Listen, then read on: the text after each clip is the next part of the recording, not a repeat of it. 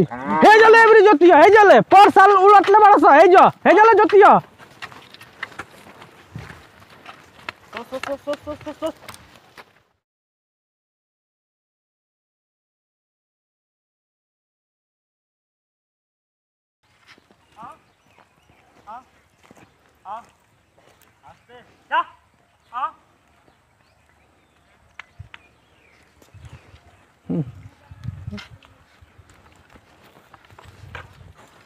बाबूजी होने कहाँ ले जाता रहा? हेने लिया हुआ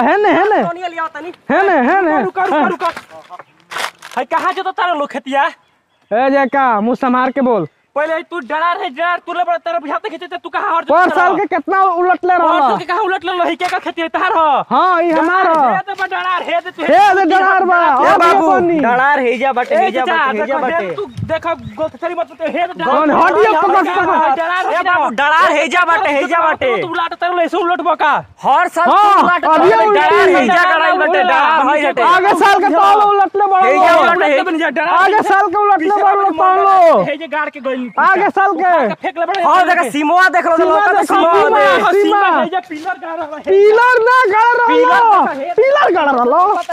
पूरा डरार हे दे बुझा हे दे ए बाबू सुनो हेजा हटे हेजा हे दे डरार बा हे दे अरे वो डरार ना अभी एक हे दे डरार बा ए हमर बाबूजी के हाथ लग हमर बाबूजी के हाथ लग हमर बाबूजी के हाथ लगइबो हमर बाबूजी के हमर बाबूजी हाय सब मोइला सरी अरे ठीक है कटल से तोनी के हमर बाबूजी के हाथ लगइबो हमर बाबूजी के हाथ लगइबो ना खेत जो तो करो लसन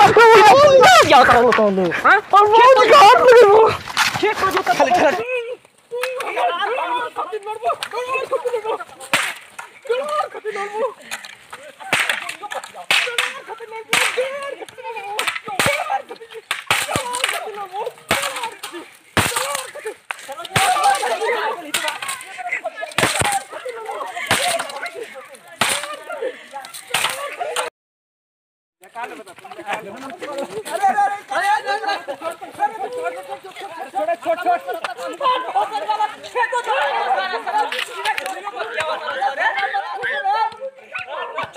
तनी का भइल बा?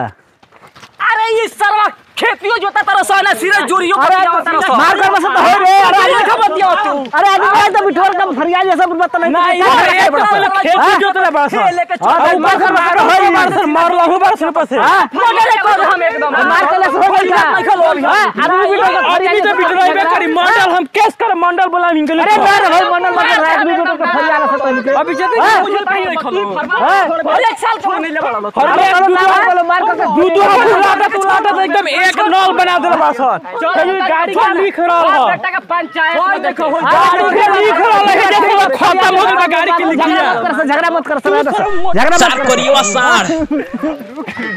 सुनल सब जना काल मीटिंग एकदम 9 बजे मीटिंग बावे सब जना चलो काल मीटिंग में बात फरियाई मंडल के साथ है ना पाई एकदम पिलर गड़ाई अब काल फिर ठीक है काल है पिलर गड़ाई हम तेरे बाप के देखे कोरा सब मारा पिटी अपने में कोरा सब मारा पिटी अपने में। हाँ तो मीटिंग बटोरल हलो तो आखिर कौन कारण ऐसा भइल कि का वजह भइल कि मीटिंग बटोरल हलो सब केहू के बुलौला हलो का बात बा? हाँ तो देखी सब मीटिंग यही खातिर बटोरा गेल बाटे कि हमारे को टिंकू भैया बाड़न ठीक बा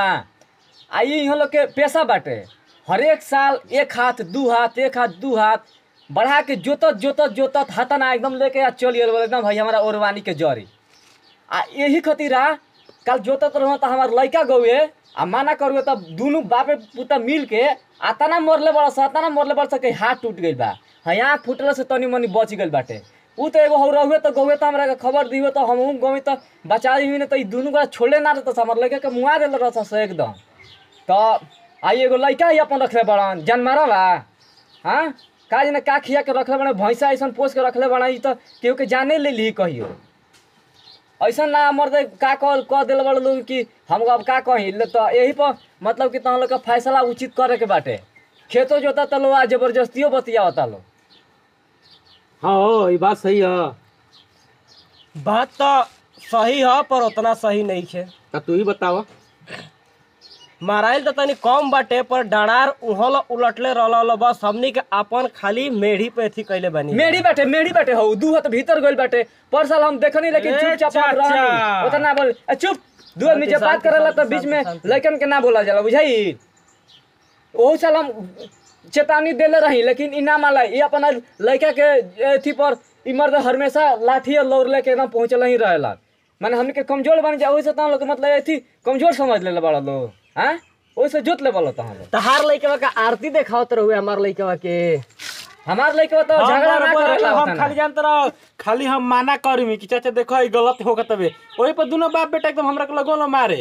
हाय एगो साण जैसन का ई बावे कदरे जैसन का ई सरबू मार मरू हमरा के एकदम ए जय का मैं तो कोना एक लाख दे दी देखा देख बैठल देले बड़ा आ लॉकडाउन में सब कुछ बंद बा कैसे दवाई होई रे हाँ तब यहाँ लोग के तो पक्ष के सुना गइल अब तो हम लोग के का कहत रहलू हो बतिया सुन लिया तब एक बेर हमनी के अब अपन फैसला दे सुनी मुखिया जी हमार बात रौरा हमनी के खाली डरार सोझ कैले बनी जा बताई केहू डरार सोझ कैला में इतना साढ़ जैसा करिया पिलाठ लड़का के केहू यदि मार दे बताई मरले बड़ा कोनो बात नहीं खे मारे के चाहिए तनी कम मारे के चाहिए गलती यदि बात चाहे हमरो में बाटे तो वही बेरा दू आदमी बोला के वही बेरा देखावा लागत रहुए आ इहो लोग के मारल का जरूरी रहुए झगड़ा कइल का जरूरी रहुए आ कितना साच बोला तरन लो पहले इहे हमरा के मरू बाबू तू चुप रहा तू बोला हमार लड़का के मरल बड़ के 2 दिन से खैले नहीं खे देखी खैला नहीं खे खैले तो कैसन झुरा गइल बाटे पहले साढ़ लेखा रहल अब गाय लेखा हो गइल बाटे ठीक बा तो अभी तो हमनी के जौना हिसाब से लौकत आवे तो देखत है कि घाही तो टुनटुने भाई के लइका भइल बावे तहार के लइका के तो कोनो उतना खास चोट लौकत नहीं खे अरे बहुत मरले बड़ा सा ओइसनु लौकत हटे हम ना कहूं अकेले पा के मार देले बड़ा सा आखिर का कहल चाहत रहो घाही तो लौकत है लइका हो लइका के तो कुछ घाही उतना लौकत नहीं खे मरले बड़ा सा तबे न फूलल बाटे ए टिंकू भैया झूठ मत बोला का झूठ न बोला आ छोट बड़ा तो छोट रह भैया भैया कह के तो मार देले बड़ा लो तह लो अच्छा जाए दो पहले है चुजुया का फैसला खो ई तहलो डरार खाती एक दूसरे के तहलो मारत रहो पीटत रहो ई चुजिया तू अपने से काहे सीधा करबो मंडल बाढ़ करके बुलावेला ना मंडल से सीधा करावेला ना पहले ई उलटले रहला आसान पहले कर खेत बोआइल बटे हमनी के डरार सीधा कइल भैया सीमा पर जोतले बनी जा हमनी के हुएगा सीधा रहला हेंगे सीधा रहला तब के सीधा हमनी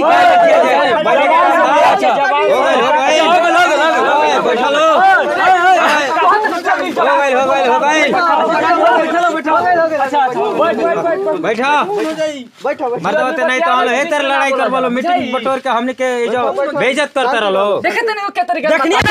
क्या पहले उठला सिया देखनी पहले दोनों पार्टी शांत रहो आखिर मैटर अब हमने के बूझे के पड़ी अब हमने के खेत में चल के देखे के पड़ी कि गलती के कर बाबे हेतर तो मार कर बोलो ए जो बुला के हमने के ना मार रखे होत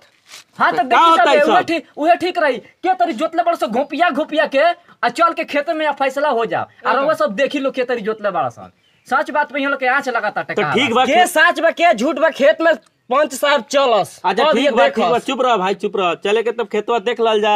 आ लइकवा के जन मरले वाला एकर फैसला करल जी दवाई करी लोग पैसा दिलो अब के जानता लॉकडाउन में तो वैसे ही बड़ा दिक्कत हो गेल बा आइल गोइल ई जुजिया के देख लल जा पहले चले के खेतवे में देख लल जा केने जोताइल बा चलो चलो देख लो खेत में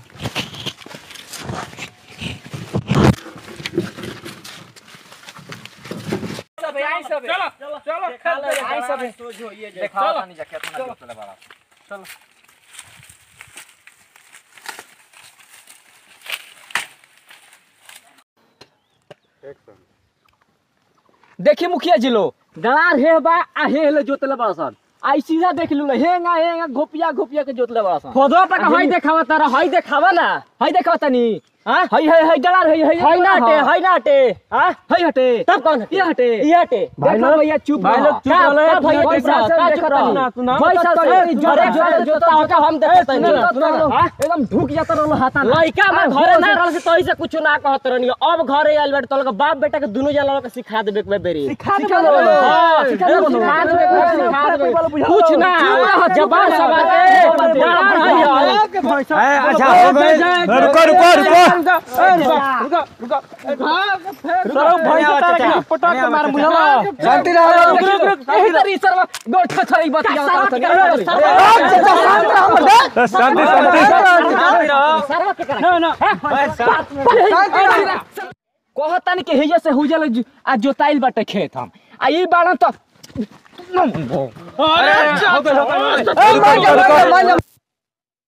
एक्शन कैमरा। तो भाई लोग वीडियो के ना लाइक कर लो, कमेंट कर लो और शेयर कर लो। और आप लोगों से एगो बात बतावल चाहते ना कि ऐसे डनार के लेके, घर के लेके, छोटा छोटा बात के लेके ना आपस में आप लोग झगड़ा ना करी, बैठ के आपस में ये बात के सुलझा सकल जा सकत हवे। तो आप लोग ना ऐसे झगड़ा ना करी। और एक पार्ट 2 देखल चाहते नहीं आप लोग ये वीडियो के, तो लाइक कमेंट शेयर कर जाए। कहे से कि एकर पार्ट 2 लेके बहुत जल्दी आवे हमनी के, तो कमेंट लाइक ठोका जा और चैनल के सब्सक्राइब कर जाओ। पार्ट 2 में ना बहुत मिर्च मसाला के साथ लेके और आवे के, बहुत एक और मजा लेके आवे के। तब तक के देखत रहे हमनी के चैनल दा जयका सो मिलत है अगला वीडियो में। और भाई लोग और ही एगो बात आप लोग से बतावल चाहतनी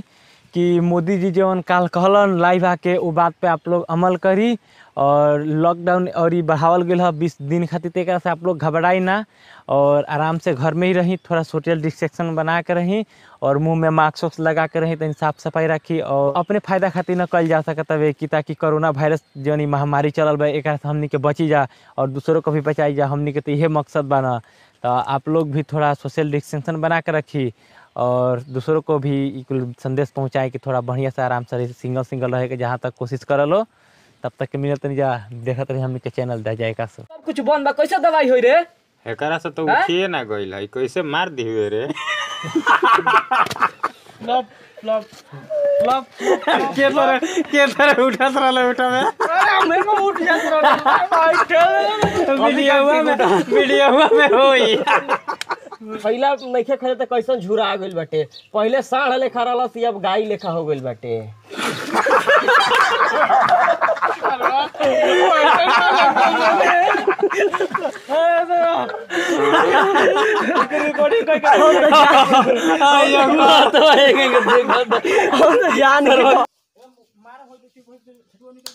ठीक है बाटे,